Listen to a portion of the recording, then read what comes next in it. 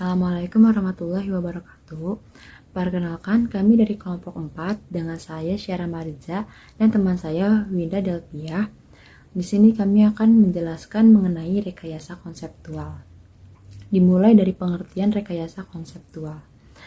Perekayasaan akuntansi adalah proses pemikiran logis dan objektif untuk membangun suatu struktur dan mekanisme pelaporan keuangan dalam suatu negara untuk menunjang tercapainya tujuan negara. Kemudian perekayasaan melibatkan pemilihan dan pertimbangan ideologi, teori, konsep dasar, dan teknologi yang tersedia secara praktis dan teoritis dengan mempertimbangkan faktor sosial, ekonomi, politik, dan budaya negara. Kemudian perekayasaan akuntansi ini dimulai dari penentuan tujuan ekonomi dan sosial suatu negara atas prinsip tertentu. Kemudian kerangka konseptual. Kerangka konseptual adalah struktur teori akuntansi yang didasarkan pada penalaran logis yang menjelaskan kenyataan yang terjadi dan menjelaskan apa yang harus dilakukan apabila ada fakta atau fenomena baru. Selanjutnya yaitu ada pelaporan keuangan nasional. Nah, pelaporan ini tuh harus direkayasa secara seksama untuk pengendalian alokasi sumber daya secara otomatis melalui mekanisme sistem ekonomi yang berlaku. Dalam pelaporan keuangan, pengendalian secara otomatis dicapai dengan ditetapkannya suatu pedoman pelaporan keuangan, yaitu prinsip akuntansi berterima umum atau biasa disingkat dengan PABU. Nah, PABU ini termasuk di dalam standar akuntansi. Kemudian ada perekayasaan kerangka konseptual akuntansi konvensional. Nah, perekayasaan ini tuh dibangun atas dasar prinsip individualisme dan berimbas pada upaya pencapaian tujuan ekonomi dan sosial suatu negara atas prinsip ini. Selanjutnya, tujuan pelaporan keuangan sebagai landasan pengembangan kerangka konseptual bersandar pada prinsip ini juga. Selanjutnya, kami akan membahas mengenai fungsi kerangka konseptual.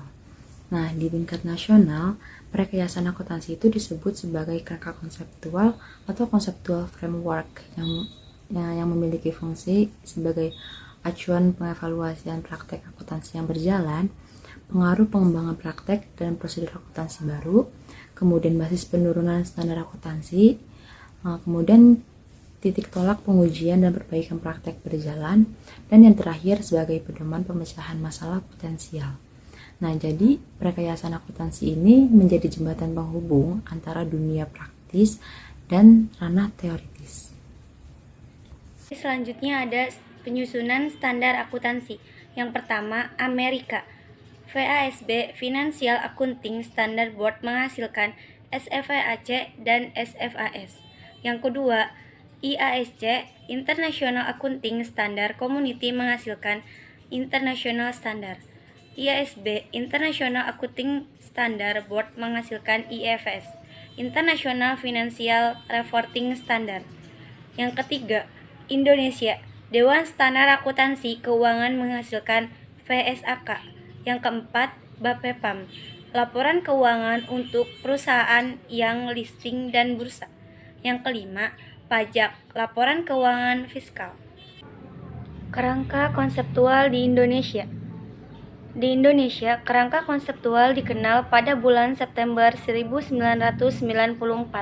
Dalam hal ini, Ikatan Akuntansi Indonesia atau IAI mengambil kebijakan untuk mengadopsi kerangka konseptual yang disusun oleh International Accounting Standard Community atau IASC sebagai dasar penyusunan dan penyajian laporan keuangan.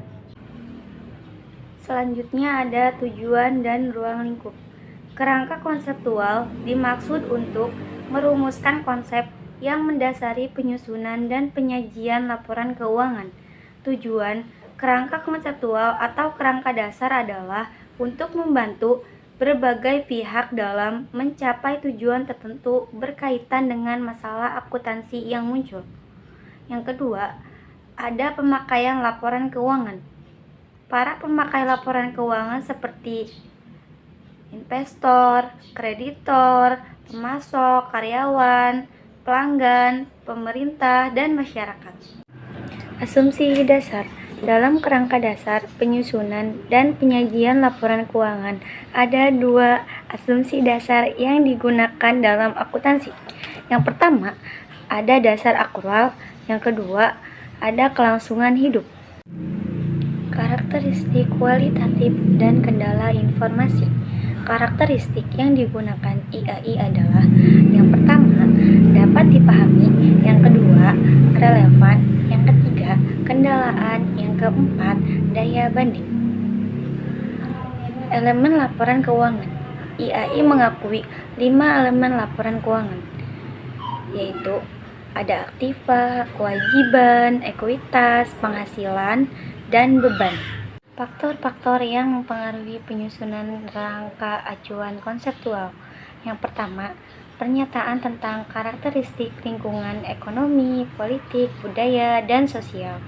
Tempat akuntansi akan diterapkan, misal iklim bentuk badan usaha, cara pemenuhan modal, dan sebagainya. Yang kedua, pernyataan tentang tujuan pelaporan keuangan. Yang ketiga, penetapan kendala yang mempengaruhi proses penalaran, misal identifikasi terhadap kebutuhan pemakai akan informasi keuangan dan kendala pemakai akan informasi keuangan.